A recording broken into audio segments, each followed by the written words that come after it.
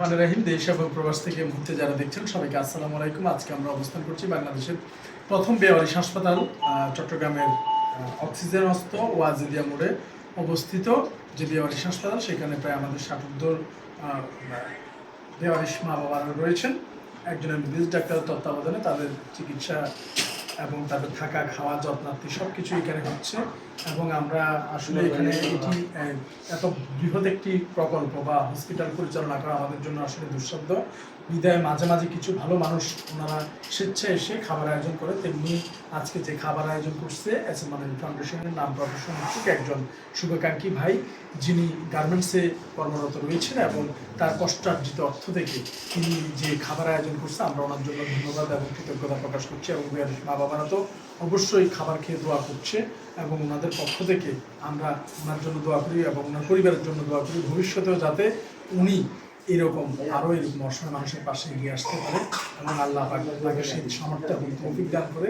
এবং আমরাও এই ভিডিওর মাধ্যমে অন্যান্যদের আহ্বান জানাচ্ছি, আপনারা আসুন, ভিজিট করুন এবং এই বেওয়ারিশ মা বাবাদের দেখে তাদের পাশে দাঁড়ান। পরিশেষে শেষ করার আগে আসসালামু আলাইকুম আব্দুল ভাইকে অনুরোধ জানাবো সবাইকে এগিয়ে আসার দাওয়াত দিতে। বিসমিল্লাহির রহমানির রহিম। আসসালামু আলাইকুম। আপনারা যারা ভিডিও দেখবেন, ভিডিও দেখতে কিছু মন্তব্য করবেন, কারণ আমরা যে কথাগুলো বলে থাকি আমাদের একটা হচ্ছে আমরা হয়তো আপনাদের কাছে চাই না চাওয়ার কারণ হলো যে অনেকে প্রতারণা করে, চেয়ে এটা করে ওইটা করে আমরা ওইখান থেকে বিরত থাকি। কিন্তু আমাদের একটা মনের চাহিদা আছে, এইটা হচ্ছে আমরা বেওয়ারি মা বাবাগুলোকে সুস্থ রাখতে চাই।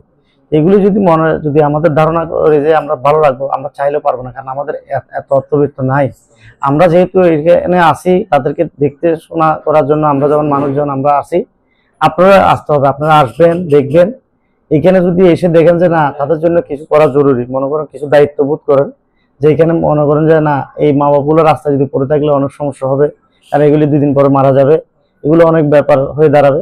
আমরা এগুলির থেকে না হয়ে আপনারা এখানে আসবেন, আসি দেখে আপনাদের, কারণ এখানে না আসলে আপনারা বুঝতে পারবেন না। এখন আপনাদেরকে যদি বলি আমরা, আপনারা এগে চাইল দেন, ডাইল দেন, তেল দেন, কোথায় দিবেন, কার কাছে দিবেন? এই জন্য আপনারা আগে আসেন, এসে দেখে এখানে মনে করেন যে হয় না এদেরকে বাঁচিয়ে রাখা দরকার, খাবে কোথায়? আমরা এর আগে একটা ভিডিও করছি, ওখানে বারবার এই কথাটা উঠে আসছে যে বন্যাত্ম বা কোথাও বিপদে পড়লে মানুষ বলে যে আমি বিপদে পড়ছি বা বন্যাত্ম, মানুষ আমাদেরকে আহার দেন, আমাদের খাবার দেন। এখানে যে মা বাপগুলি আছে তারা যে কোথাও গিয়ে চাইবে, আমরা এখানে আসতে পারিনি যে বেশ কয়েকদিন, এখানে অনেক সমস্যা হয়ে গেছে এগুলো। এই জন্য আপনারা এখানে আসেন, ওরা চাইতে পারবে না, কিন্তু আপনারা এসে দেখে মনে করেন যে এদেরকে কিছু করার দরকার, তাহলে আপনাদের আসার সময় হয়তো 1 কেজি মুড়ি নিয়ে আসলেন, একটা বিস্কিট নিয়ে আসলেন, তাও ভালো। আর যদি কিছু আনতে না পারেন, কিছু আনার দরকার নেই, তারপরে তাদের পাশে এসে একটু সময় কাটাবেন, আপনি দেখে আপনি জানাবেন মানুষকে যে এদের জন্য কিছু করতে হবে। ধন্যবাদ সবাইকে, আসসালামু আলাইকুম। ধন্যবাদ জনাব আব্দুল ভাইকে। ইনশাআল্লাহ আমাদের আজকের এই খাবার কার্যক্রম আল্লাহ পাক কবুল করুক এবং ভবিষ্যতে যাতে এই অসহায় মানুষদের জন্য এই ধারা অব্যাহত থাকে। বাংলাদেশের প্রথম বেওয়ারিশ হাসপাতাল থেকে আসসালামু আলাইকুম রহমতুল্লাহ।